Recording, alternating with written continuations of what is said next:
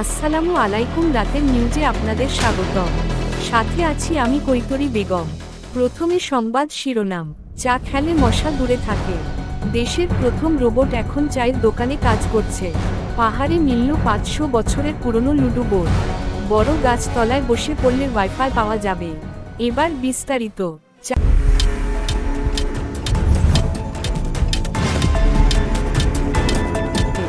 গবেষকরা দাবি করেছেন যে যারা দিনে 5 কাপ চা পান করেন তাদের ঘরে মশা ঢোকে না।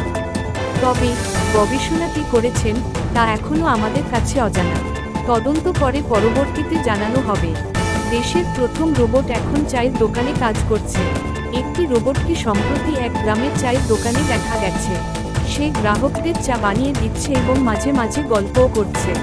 বুদ্ধিজীবীরা দাবি করছেন পরবর্তীতে হয়তো সবার অনুপ্রেরণা পেলে তারা রাস্তাঘাটে প্রেম করে বেড়াতে পারে। পাহাড়ে মিলল 500 বছরের পুরনো লুডো বোর্ড। প্রত্নতাত্ত্বিকরা দাবি করছেন এটি পৃথিবীর প্রথম লুডো বোর্ড, যেখানে গুটি হিসেবে পাথর ব্যবহার করা হতো। সেখানে অসংখ্য ভূতের আত্মা খেলা করে।